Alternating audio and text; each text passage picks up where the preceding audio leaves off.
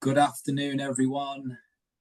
We're delighted for you to join us here today for today's webinar. Just whilst we're waiting for everyone to filter in, please feel free to introduce yourself in the chat. Tell us where you are in the world, who you represent, and how your day is going so far.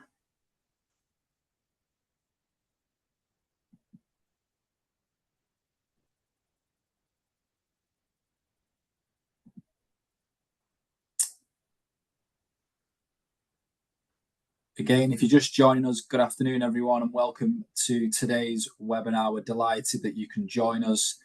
Just while we're waiting for everybody to filter in, please feel free to introduce yourself in the chat. Please tell us where you are in the world, who you represent, and how your day is going so far. The weather is also fine. I can see some weather updates as well.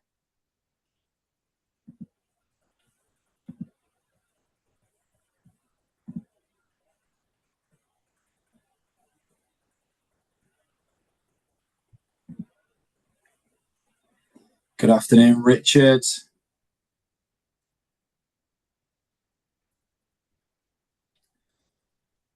We'll just wait another couple of minutes. Good morning, Joseph.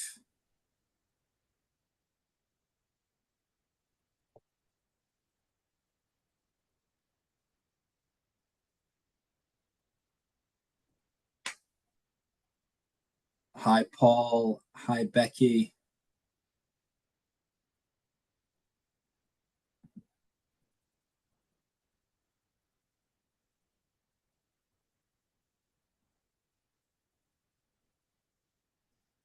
Good morning, David.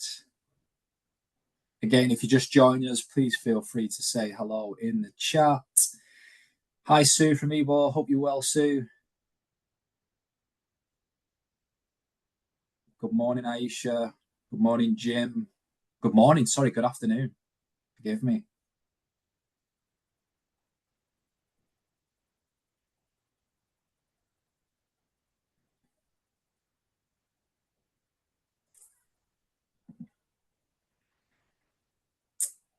Brill. Okay, I think we will get going. Tight on time. So without further ado, today is all about the richness of conversation, and I promise we'll get to that very shortly. However, it would be remiss of me not to properly introduce OneFile, particularly to those of you who are maybe not current customers. OneFile is one of the most experienced software suppliers in the skills sector. We're now nearly 20 years old. We consider ourselves market leaders, and not only by market share, but also by the breadth and depth of the customers and users that we support. For those of you that are unfamiliar with our suite of products, we offer end-to-end software all the way through from enrollment through to ILR, as well as dashboard reporting through Power BI. I'd also like to quickly mention our new product, Engage. Engage is essentially your partner against attrition. It leverages AI, machine learning, and data science to remove the ambiguity of identifying the risks associated with funded learning. As well as that, it prescribes timely and personalized interventions. If anybody would like to know any more about any of OneFile's products or services, please feel free to reach out to a member of the team, which you'll find a link in our chat to do so. Now, without further ado, I'd like to introduce you to your panel for today. From Find a Training Provider and Bolt Search, please welcome Alex Lockie. Hi, everyone. Thanks for joining us today. Just a quick primer for today. The focus is really on the business realities of running a training provider in the UK, with all of the kind of current pressures and government policy and funding uncertainty as well. As I said, I'm from Bolt Search and Find a Training Provider. I'm chairing the event today.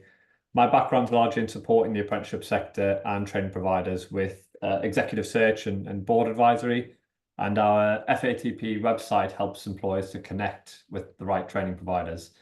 I'm joined today by Kasim, the early careers lead from HSBC, Ben, who was a skills consultant and recent COO of Firebrand Training, Steve Carter, the principal and co-founder of the Satori Partnership, Jonathan Bourne, the MD of Manchester-based Daymar Training, and Louise Campton, the founder of Primary Goal and an SME employer of apprentices. We'll get straight into discussion. Just in terms of housekeeping, if you would like to ask questions, do keep them coming through either in the chat or the dedicated Q&A session, and we'll have a chance for questions halfway through for 10 minutes, and then also for 10 minutes at the end as well. And if you want to direct them towards certain panelists, please do so. So with that in mind, let's begin. Our first panelist has been working for the last 10 years in and around apprenticeships and early careers. He's currently responsible for the strategic management of early careers at HSBC and has been an apprentice himself, having done an MBA in executive management with Cranfield. So Kasim, welcome. From your perspective, what are the key traits that you look for in a training provider? Hi, everyone. Thanks, Alex. Interesting question. And I think this may differ from an industry to industry, but being in a financially and a heavily regulated industry, one of the key things for us is having a training provider that has the expertise to deliver the apprenticeships that we want to deliver. And by that, I mean is, we often do come across training providers that will deliver whole suites of different apprenticeships, from business administration to digital to financial services to accountancy. But when you get to the nitty and gritty of it and look at their talent coaches, their quality, their governance staff, they don't necessarily understand the financial sector.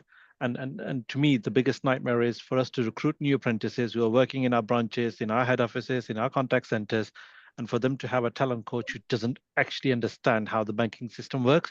So actually having that relevant and skilled staff is probably the number one thing that we look at. Then there are obviously other things such as, the training provider success rates, for example, right? With some of the clients that they have worked for, looking at the curriculum that they have designed and the flexibility in that curriculum.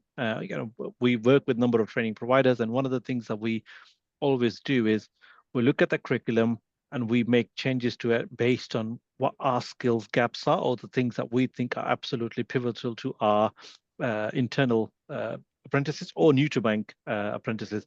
Those two are probably the number one priority for us. I mean, there's a whole long list, but I'm just cautious that we've got a certain time frame. So if anybody wants to reach out to me separately on that, more than happy to go through that in detail. Great. And those points that you mentioned, do you find that information is easy to uncover from training providers, or? No, definitely not.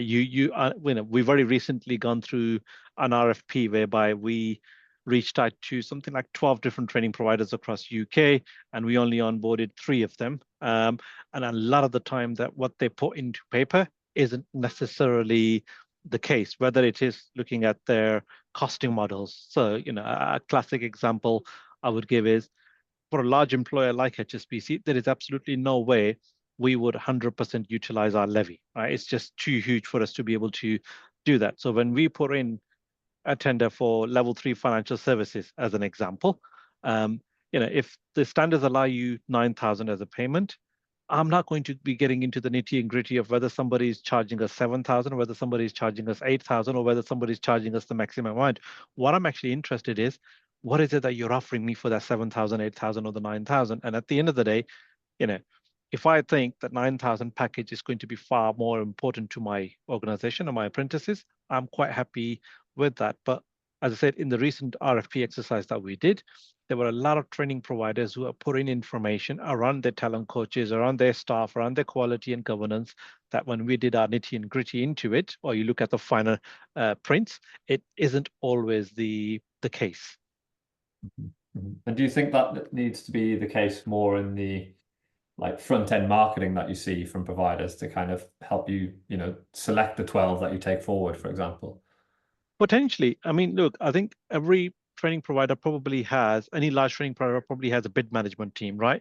So that bid management team should genuinely work very, very closely with their marketing team, but then also with their directors to actually make sure that the information that's been put into the paper is actually a true reflection. Sometimes bid management comes across as more as a sales technique. And I've worked in a training provider in the past, so has Louise. And without being cheeky, we sometimes know some of the sales tricks and the training providers can use to kind of, or the fancy wording that they would use to try attract an employer.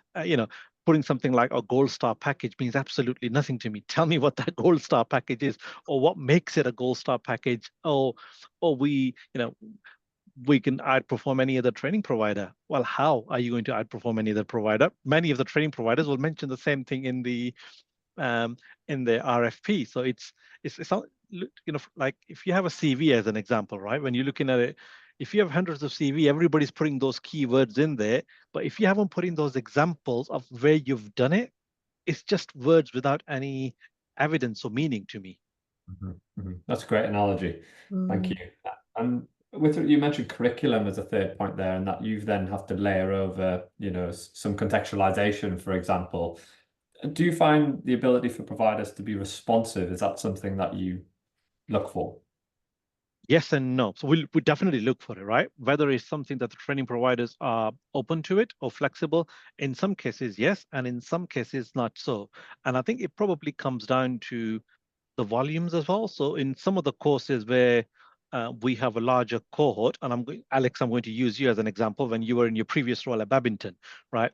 We had a demand from a business whereby we wanted to upskill our colleagues on coaching qualification, right?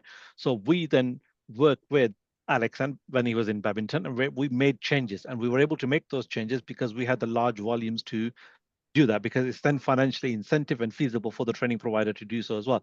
If all of a sudden I'm going to reach out to a training provider and say, actually, you know what, I've only got 5 apprentices, but I don't want a host of these changes, and I want to add this and I want to add this, that's not really going to be financially feasible as well. So at the same time, whilst in an ideal world, yeah, we would love the training providers to be very, very flexible.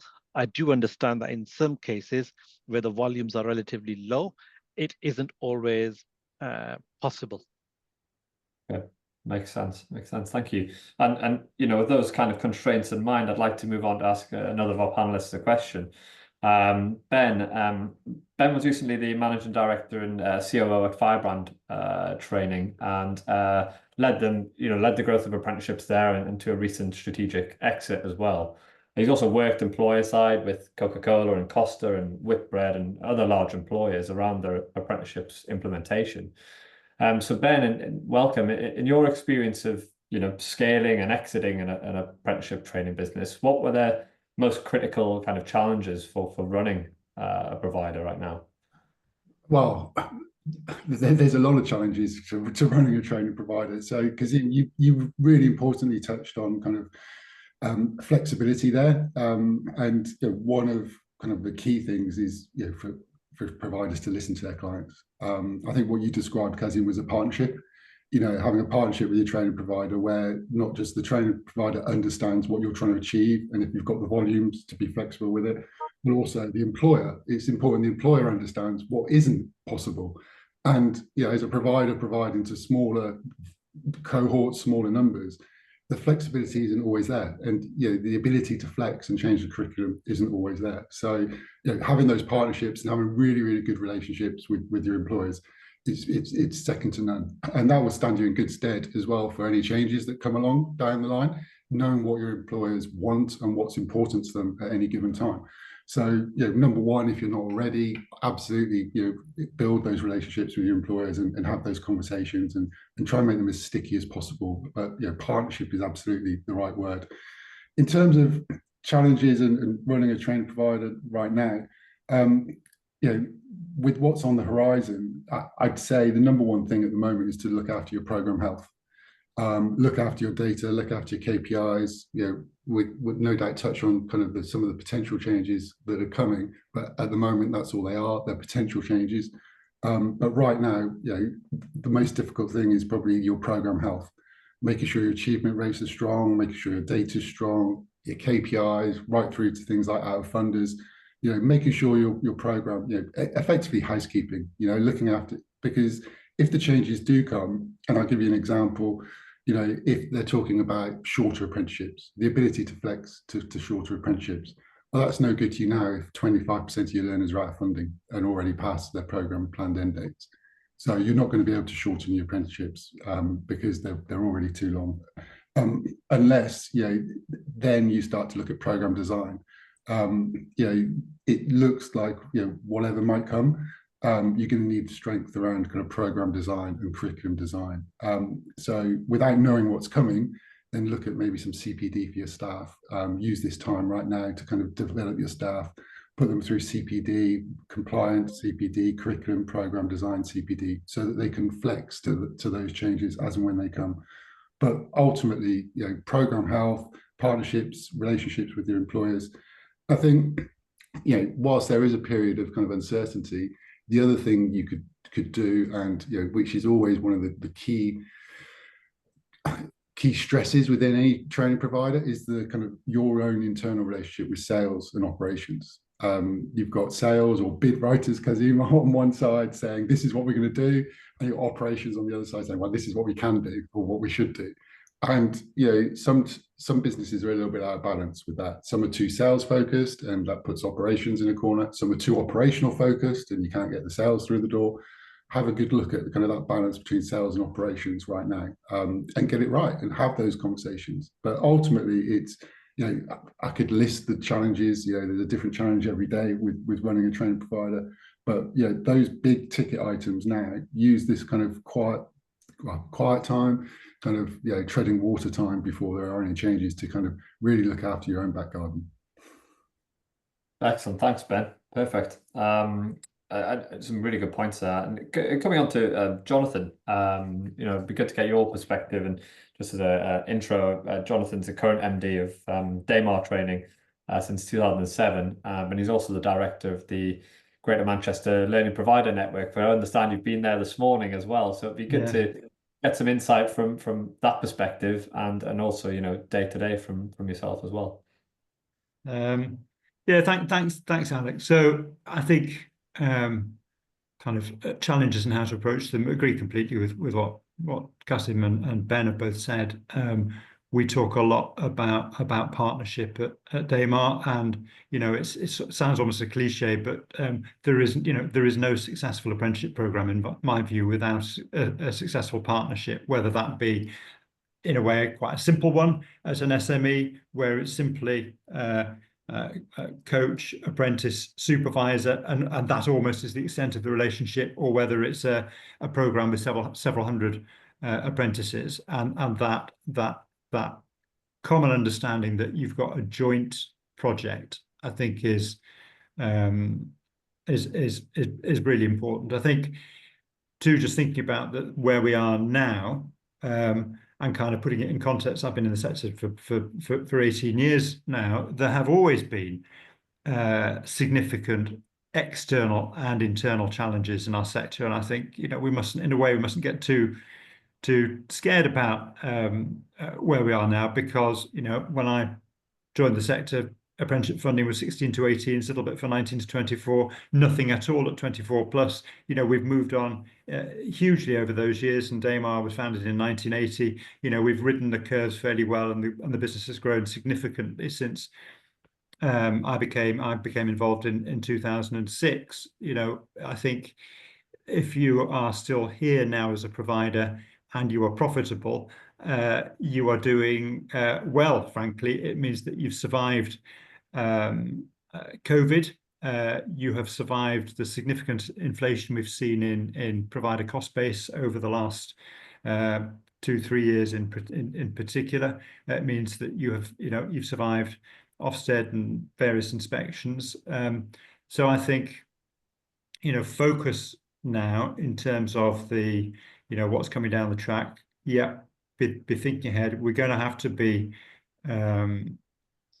agile over the next year or two. I think independent training providers have something of an advantage there. So completely agree with what Ben said about start thinking about how your program development team, your curriculum development team can turn its attention to, let's say, new level 2 programs, shorter apprenticeship programs that fit the rest of your product base, and also get your team ready for the fact that change is coming. Maybe that, as I've been here for a long time, we've seen lots of changes. Colleagues won't necessarily appreciate that change is actually has always been a feature of our sector. And if you stay close to your employers and you think carefully and talk to them closely about what it is that they need, and if you are delivering a product, again, it sounds like a bit of a cliche, but I think it's been true over my time at Daymar. If you are delivering a product or a service that is valuable to your customer, it is likely that it will be paid for. Which sounds ever so simple, but I remember in the early days of Trailblazer funding, the funding model was 2/3 paid by the state, 1/3 paid by the employer.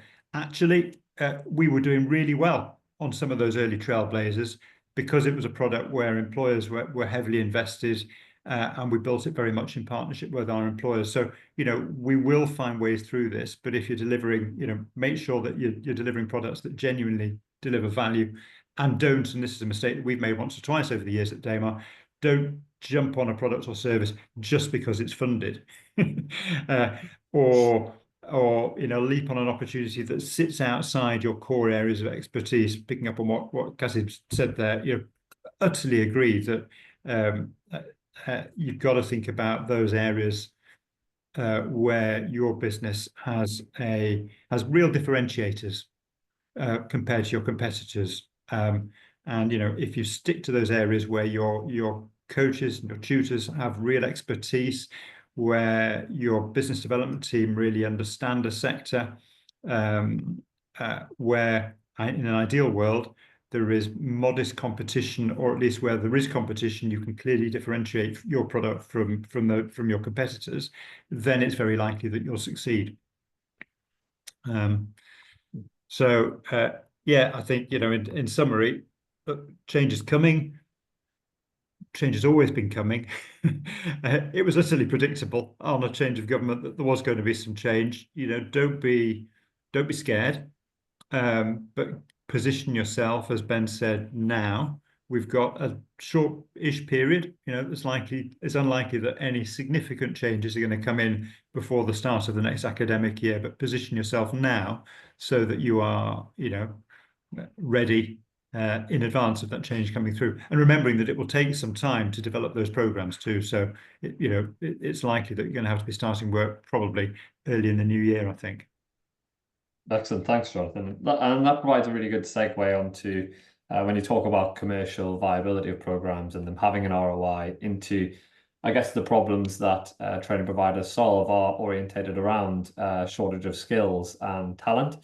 So it's a great introduction to Steve. And Steve Carter is spent the last 35 years building and managing global recruitment firms at CEO and board level, and he's currently the principal and co-founder of the Satori Partnership, which supports the recruitment and talent industries, and he's a bit of a futurist and innovator as well. So, Steve, considering talent trends and your knowledge of the recruitment sector, where do you think training providers can play a part? Thanks, Alex. Yeah, it's an interesting challenge because first and foremost, I'm not a training provider, have never been one, but I represent employers and work with employers and agents that connect people out of training into employment. And there's clearly a disconnection, particularly in the SME space, around the value of apprenticeships and the value of training. So I've never been in a meeting where someone has told me that apprenticeships are a solution, or even been in a discussion about whether they're a solution. So there's clearly some disconnection between the training provider and the consumer in business. Now, I appreciate larger organizations have infrastructure and have much more cultivated programs around this, but the biggest need for labor and skills in the UK is in high growth SME, or in fact SME industries and businesses that are dominated by micro entities. So how do we connect training to problem solving for businesses? Businesses are still very much hardwired into, I need to bring somebody into the business that can do the job today. And they've got the skills to do the job, and they'll pay a premium for that. But in fact, there are various routes, not only developing their own people through external training, but also acquiring talent that they can develop over time. So I think when we talked recently, talking about manufacturing and the migration of manufacturing from industrial manufacturing to automation, robotics, AI-driven manufacturing. How are programs aligned to what is an immediate and impending challenge that manufacturers have to deal with, and how can they reskill their own workforce, or how can they acquire people that can be reskilled whilst on the job? Because otherwise, generationally, employers are going to leave a group of people behind and not bring them with them. So, excuse me. So as I said, I get a lot of meetings with companies, and their immediate challenge is to throw money at the problem or to find someone immediately available, but they are not in the meetings I go to. This is not even on the agenda as a solution. So there's a complete disconnect that needs to get mended. And why do you think that is? Is that due to the problem perception in terms of training providers solving a training need rather than a talent need, or? Yeah, I think there's various. Excuse me. I think partly it's about the immediacy of the need. It could be a lack of infrastructure within their business and their ability to support that training with someone on the job. It could be the length of time it takes to train someone and get them to the point they're job ready. And I know that that there are various hire, train, deploy programs in the market where they compress that training forwards. All the critical aspects of the training are very compressed. So the individual is trained to a point of adequate performance within 3 or 4 months, and then does the balance of the training. So is there a way to adapt the training to meet the needs of employers to get that skill quicker and actually reprioritize the way the course construct is, so that the less critical aspects are done at the tail end and all the meaty stuff's done up front? But at the moment, I don't see that employers see the fluidity or the synergy with what they're trying to do. Mm-hmm. Fantastic. Yeah, and hopefully we can come on in the second half and talk about maybe how you would tee up maybe a partnership between training providers and recruitment organizations. And just to move on to Louise, and last but not least, Louise is a founder of Primary Goal, who are an apprenticeship training provider, but you're also an employer of apprentices, and you've taken a couple of people through from inception into the business through to SMT level. So really interested to have your perspective, both from founding and running a provider, but also employing and growing apprentices. Yeah, do you want to tell us a little bit about the journey of taking them in and what it was like growing them? Yeah, absolutely. So I am in love with apprenticeships. Like, that is my why for everything. I left school with nothing. I went on to become a qualified careers advisor because of an apprenticeship that showed me the way. And I started off working at the ESFA, what is now, as an apprentice. So I've kind of learnt it, sort of 360, and I've always taken the most difficult path in terms of choosing my career, because I wanted to help people ultimately. And I think that what I see in apprenticeships is it is a solution.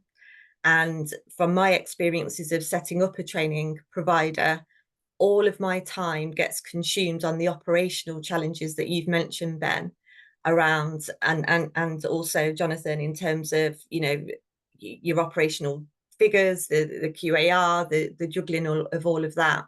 And I made the decision to remove any sales staff that I've got in my business, because I felt that it was just a bums on seats exercise for them. And actually, what I am so passionate about is just getting my program, which is a niche program that has been designed in partnership with my employers.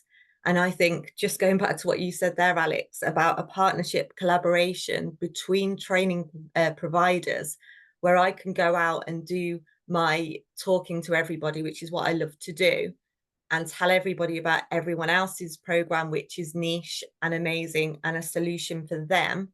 It doesn't matter if it's not mine all the time. It's about using apprenticeships as that solution. And I think there's so much power that could be had in a collaborative model for the employers, so that we're listening to them, we're building, we're responding, And there's enough work for all of us here. We shouldn't be fighting around, well, I've never operated like that anyway. I love to work in collaboration. But I think it's so hard running a training provider. You know, I was a careers advisor, so I didn't have any business acumen. And I would argue it's the hardest sector ever to manage. I really would go that far as to say. And the reason I'm here today is because I reached out to Alex a few months ago and said, I'm really struggling. I don't know how to get through this. I know my product's amazing and I know it's a solution for many, but then you've got all of these internal operational challenges. So I guess I can only share it from my perspective. I've been an apprentice. I think apprentices are the solution for those that need to do rather than learn from a theory, textbook, classroom. And that's me. You know, if you put me in a situation, I will learn on the job. And I think there's so many people that will do the same. And it's just about us all working together to say, these are all of the great programs that exist as solutions for your business. You know, the apprenticeship almost is a secondary thing. It's you know, what do we offer across the sector to our employers? And I think we should be doing lots more lobbying around that. Excellent, thank you. And yeah, I think that's been a really good summary of the statement of challenges and setting the scene for us in terms of now, you know, maybe moving on to talking about solutions and some of the themes based on some of the themes you've discussed. But Alex, just to hand across, is there any questions from the audience? Nothing in the Q&A as yet, but yeah, please feel free to pop questions for any of the panelists in the Q&A section across the bottom. Likewise, if you can't find the Q&A section, yeah, please feel free to pop them in the chat. But yeah, we've got a couple of minutes now, so we welcome any questions from any of our attendees today. And yeah, please don't be shy. Well, I've actually got a question to kick things off, because I think you know, people talk. Ben, you mentioned stickiness. Everyone's talked about partnerships, employer engagement, and for me, that's, you know, probably number one on the challenge list for a lot of training providers. Anyone on the panel have any kind of ideas around, you know, what promotes that stickiness, or where they've had success?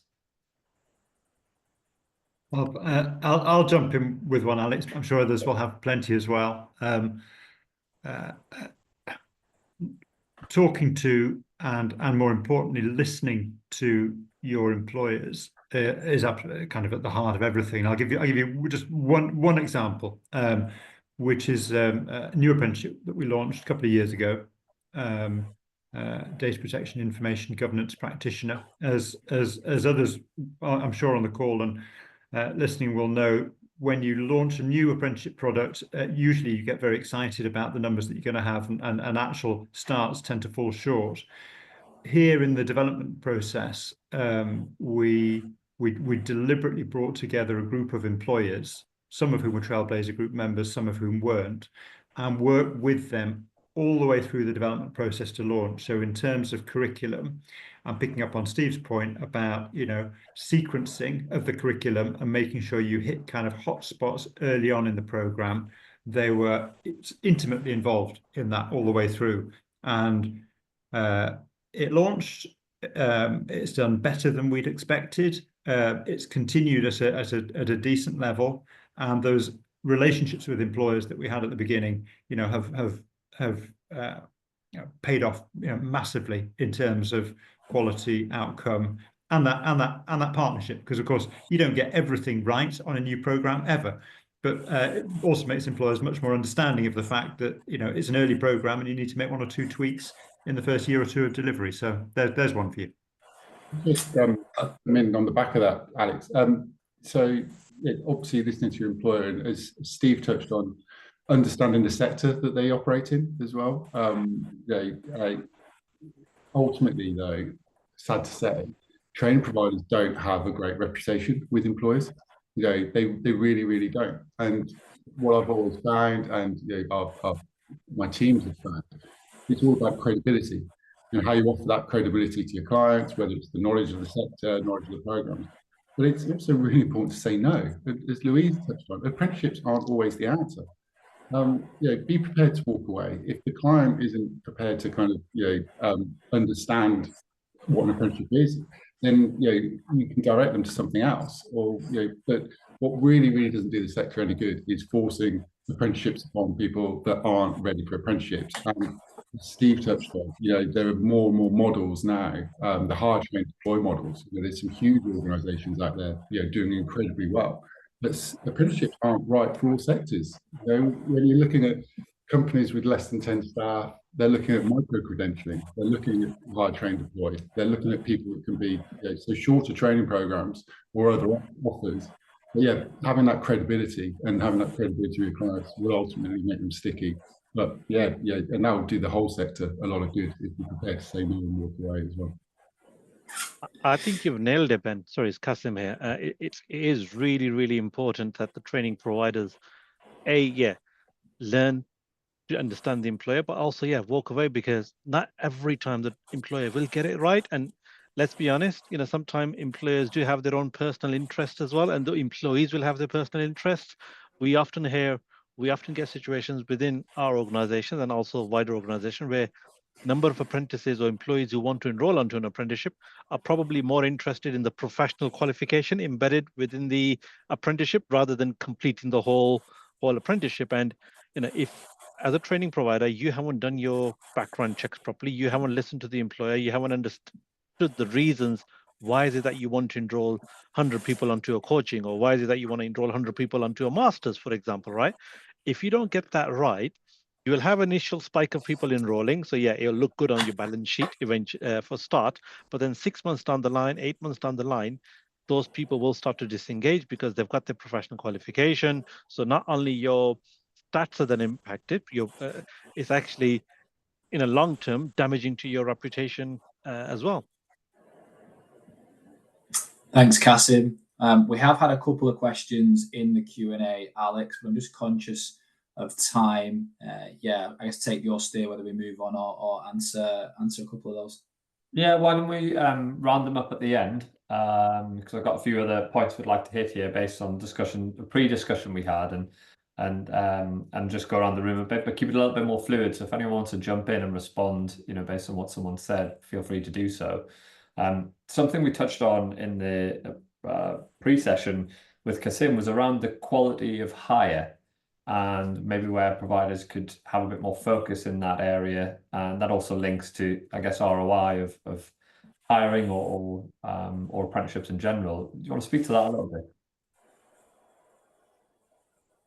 Is that for me, Alex? Sorry. That's for you, sir. Sorry, yes. Yeah, that's fine. No. So I think it's really important because one of the things that I looked at when we did the last RFP was, right, we specifically asked the questions, what was your staff turnover for the qualification or for the training standards that you're bidding for? And if all of a sudden I'm noticing that, a training provider has lost large number of talent coaches in that particular subject area, that's a worrying sign, right? Either you're not paying them a good enough salary, so there isn't enough incentive for the training for the talent coaches, or the workload, for example, is high.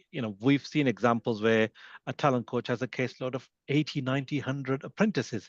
Now, with all respect, there is no way a talent coach could actually provide a quality service to 80, 90, 100 apprentices. It's just simply not going to happen. So as an example, all of the talent coaches that work with HSBC, the maximum caseload that they're allowed to have is 35.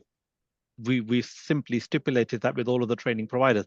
And what that does is it allows talent coaches ample time to be able to actually understand the apprentice, understand what it is their job role, what is it that they're struggling with, and then make that impact. So if I started my journey as a trainer, right, technical trainer, so I've gone through the journey of a learning director, so I can understand some of the challenges that businesses face from an operational perspective, which leads to increased volume of apprentices that talent coaches are supporting.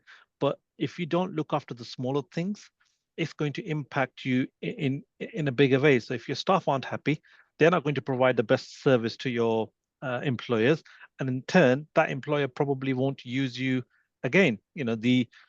The employers that HSBC was working with 4 years ago are different to what HSBC is currently working with now. And there is a reason behind it. Obviously, I'm not going to go into the names, right? And again, in 2 years or 3 years down the line, when we do a refresh of our tender, we're going to look at things like the SLAs that we agreed. how did those training providers perform on it? And talent coaches play a critical role, especially when you're hiring a 16, 17, 18-year-old into an organization. I think following on from that, it's about understanding what the business requirements are. So if you and I were working together, again, what I would be saying is, what are the softer skills that you're looking for from those individuals? And then also so that we could do an induction that kind of prepares them and make sure that we've got the right match. But then equally from your side, I'd be testing you in your line management of those apprentices and what support can you guys offer? Because if not, I'd like to offer some training to those individuals so that they're effective line managers. And I always see it as a triangle. It really is. It's and without that, it just doesn't work. I feel that the big challenge for training providers, and I'm talking only from my own experience here, it being a very small training provider, very passionate about what we do. Unfortunately, because these kind of groups don't exist or haven't existed in the past, you can make mistakes just from learning that then impact you 2 years down the line. And we're seeing it on LinkedIn, aren't we, that people are having their contracts removed because they haven't met the AAF, et cetera, et cetera. I don't believe that there's founders in this business that are sat there and they've done that on purpose. I think that there'll be a human story behind every single one of those achievement, risks that's impacted their data. And I think that's what we've got to sort of lobby to showcase to the government, that actually the measures that we're all, we're happy to be measured, but is it a realistic way of saying, this person didn't achieve when their mum had long COVID, so they had to leave their apprenticeship and go to Tesco to feed the family? Is that really something that should damage the training provider for the next 3 years in their stats? And I think it's that kind of stuff that we need to work collaboratively to lobby to the government so they really understand the intrinsics of what we do. So I'm going to jump in and play devil's advocate here, because I think we've mentioned the lobbying word, and I think there's a lot of lobbying, does go on in the sector, and there's quite a few, voices there. Does anyone on the panel have any views on maybe where there's low-hanging fruit to mitigate the risk of having sole reliance on apprenticeships? So whether that's, income diversification, or whether it's moving to B2C markets or anything like that. And perhaps, actually I bring this over to you, Steve, because, working with recruitment businesses, they also have a challenge of getting in the room and staying relevant, and you're not hearing the word apprenticeships in meetings. So do you have any thoughts on that, or where providers could leverage their knowledge and network? Yeah, well, first and foremost, with recruitment agencies, there are over 30,000 agencies in the UK, and 80% of those agencies themselves are SMEs. In fact, more S than M, so more micro entity. But they are not engaging with how they relate to a wider talent pool or how they solve a client problem, because they're all hardwired into solve the problem to get a fee versus solve the problem. So there's a big disconnection, and those more mature and bigger are finding solutions. But maybe in a different way, there's a lot of research out there about future needs of the workforce. For example, manufacturing as a sector is facing huge levels of retirement over the next 5 to 10 years, where there's going to be a lot of skills lost from the industry. So how is there a more collaborative approach with agencies, with manufacturing, with training providers on filling that vacuum before it's a problem? Because we know it's going to happen. And there are other industries similarly, for example, the migration towards AI and new technologies in pretty much every, the digital transformation agenda in every industry. We know it's going to be an issue. We know it's going to happen. How does that relevance translate between training provider, agency, employer, and everybody else to solve that problem? So part of the relevance is the immediacy, but part of the making it more relevant. And again, maybe I missed it, but I don't see use cases or examples of role models or people that have been through apprenticeships and have, Louise's life experience coming from that background and doing the 360. Where's everybody else that's got that experience? Who's talking about that? who's showcasing the very good side of this. So I know that's not a direct answer to the question, but I think it's just a connectivity. Like, everybody's trying to make a buck, and in trying to make a buck, they're not solving the problem. And that's employers, I it's agree, trade Steve. providers, everybody. Everyone's just trying to make some cash, and it's not really solving the issue. No, and I haven't made a penny, and nor for my investor, and but we're making a difference, right? And you have to hold on to that. We are making a difference, and it's just let's keep coming back to that, because I think as long as we keep doing that, the rest will come. Yeah, I agree, and I think, you know, whilst that's not going to put you know, profit into the business, ultimately the UK is facing a huge future talent issue. Mm-hmm. You know, and throwing more money at it's not the right way to deal with it. And there's still not enough people to do jobs. And there are a lot of people, you know, there's some great organisations working with people over 50 in terms of return to workforce. There are people within organisations who would like to transform their career. But I can tell you now that nobody's talking about how do we train those people or retrain those people. And it's crazy. Right? That's on the inbox of Skills England, isn't it? It is, definitely. How do we fix the system for the future skills needs of the workforce? And that's exactly what they've said they're going to do. They're going to go out, consult with all the different sectors, with all the different stakeholders, and hopefully, for the first time in, well, long overdue, we'll have a joined up national skills strategy. I mean, hold my breath, but that's exactly what we need, where you can see where all the different types of training fit in. And that kind of brings us back to kind of what we were saying earlier is, you know, with all the kind of like the macro kind of strategy being developed now, what can we do? Well, it's easy to feel that we're such small cogs in a much bigger machine. And actually, you know, what you can do now, what you can do looking at the horizon, and stand yourself in really good stead. But yeah, that's the inbox of, that's the challenge that Skills England have got to solve. Is it's so piecemeal at the moment, and it's so hard to run a training provider that, you know, what can we do and at the moment to just kind of hold our nerve, really. That joining the dots, 3 words, joining the dots, what we keep coming back to, I think that's the most powerful thing that we can do, is when you get a group of people together like this that understand apprenticeships, sparks fly, because we're in it all for the right reasons. So I think joining the dots, understanding what we're all bringing in, and then looking at that as a wider picture and what that actually does for the skills that, you know, we're kind of providing a solution for, could be really powerful. Excellent. And do you think that providers, you know, have to build other pillars of income to ensure survival, you know, while Skills England does their research over the next, you know, 6 to 9 months, and, you know, it's either going to go in your favor or it isn't? I know, Ben, that you had a paired commercial training business at Firebrand, for example, and, you know, could you speak to that model at all? Yeah, I mean, at Firebrand, we grew out of being a commercial business. So we sold technical commercial qualifications, so like vendor certifications. And then when I joined, it was because they moved into apprenticeships and putting those certifications into apprenticeships. And very much kind of what I wanted for the security of the division that I was responsible for at the time, I wanted 3 funding streams. I wanted apprenticeships, which we had. I wanted to grow apprenticeships, and I wanted 2 other funding streams. So we applied for AB, and successfully we applied for ESF. We've applied for other, just to balance that risk. So just like having a balanced portfolio, you know, just to try and balance the risk. But fortunately, we did have the strong commercial side.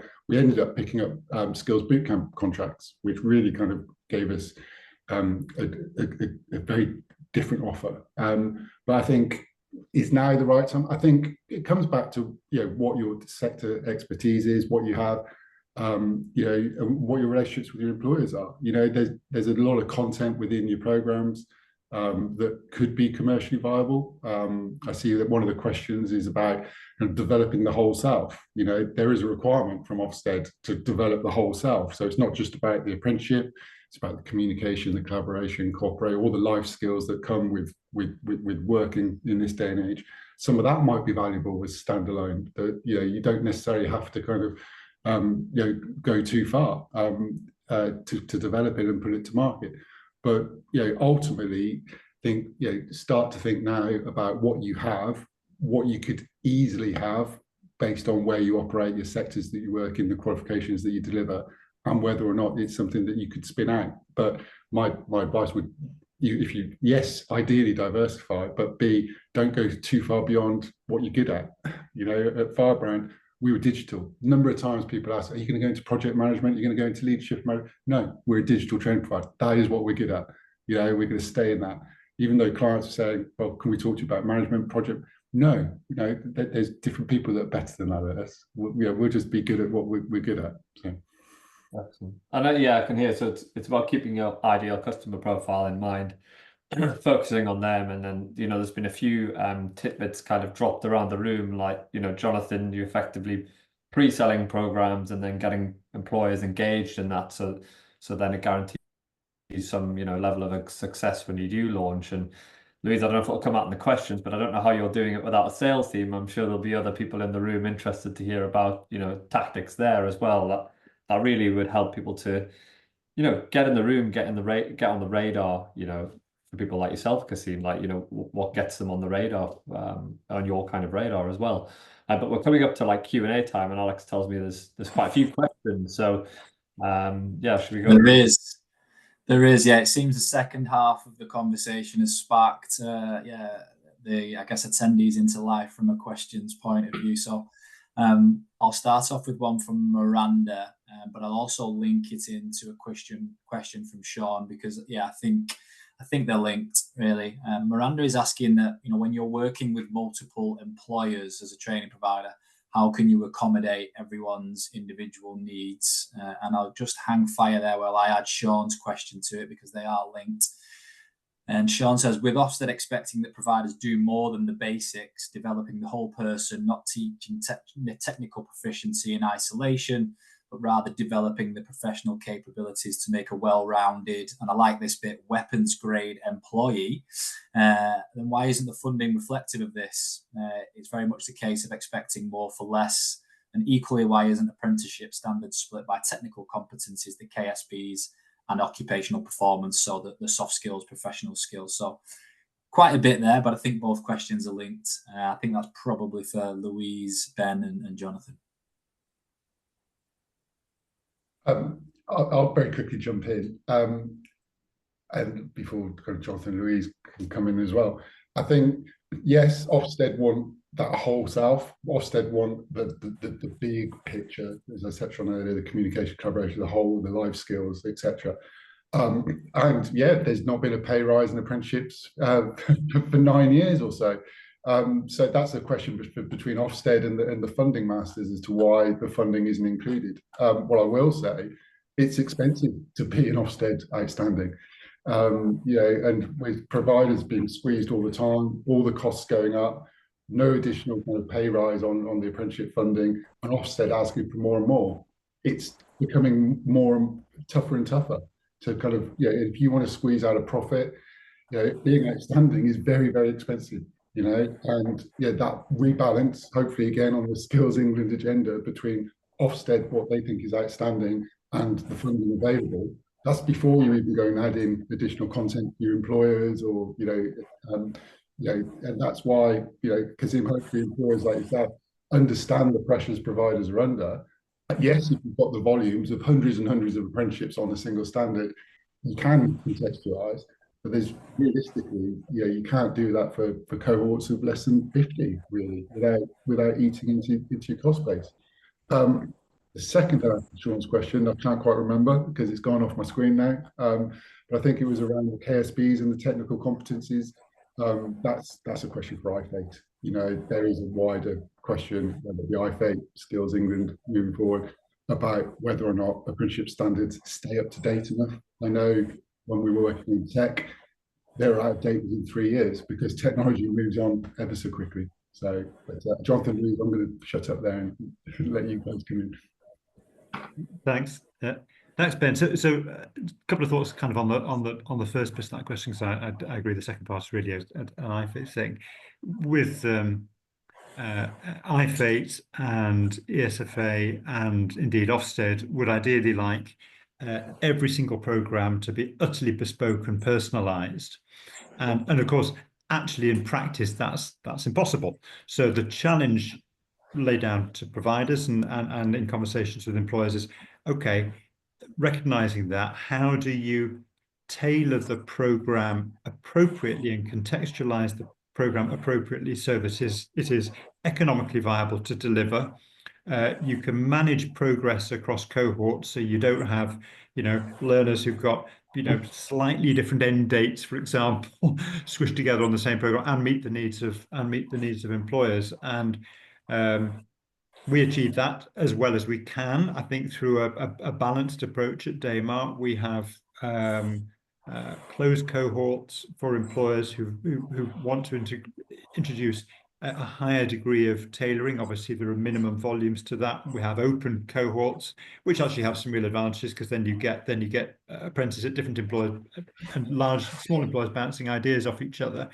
But then in every case, having great coaches working with supervisors and apprentices to contextualize at a local level, as a kind of one-to-one level. How do you make this bit of the syllabus work and really impactful for this employer and this apprentice? So what the approach we've taken is effectively to tailor at different levels rather than attempt to bespoke. And we have, over the years, as all providers have, made mistakes where we have tried to over bespoke, and actually then it becomes very difficult to maintain consistency and quality across our businesses. So one of the things coming out of COVID that we did actually was rebuild all of our programs from the ground up, so that actually they have a common chassis to some extent. So it sounds a bit crazy, but it works. Our level 2 customer service program actually has got structural similarities to our level 7 solicitor program.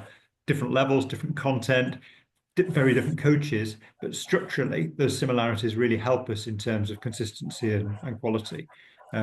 So yeah, I think that kind of bespoke, tailor, off the shelf, it's a really interesting conversation. Thanks, Jonathan. Appreciate that. Question for Kasim from Rebecca. How does HSBC measure ROI, and do you consider this when you're sort of retendering or completing the RFP process? Oh, interesting question. In terms of how we measure, so there's probably a couple of key metrics here. So overall success rate, so i.e. if you're enrolling 100 learners, how many of them have completed on time versus how many are late achievers. I think that's always a very important measure. But it's things like the feedback from the apprentices. To me, that is far more important and useful than actually anything that the training provider can honestly sell or say.